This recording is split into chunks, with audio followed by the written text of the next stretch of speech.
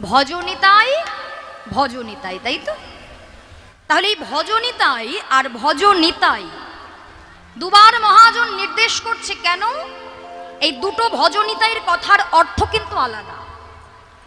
প্রথম ভজনিতাইয়ের কথার অর্থ হচ্ছে ভজনিতাই, অর্থাৎ নিতাই চাঁদকে ভজনা করো, তাহলেই গৌর প্রেম পাবে, গৌর পেলে রাধা কৃষ্ণ পাবে। কিন্তু বলো তো মা, আমরা কি সত্যি গৌর প্রেম কেউ পেয়েছি? পাইনি তো। কেন পাইনি? মহাজন বললেন ভজনী তাই। মহাজন বলছে ভজনী তাই, পাও নিতাই, বলো নিতাই, বলো নিতাই, শোনো নিতাই, দেখো নিতাই। হরি বল, হরি বল।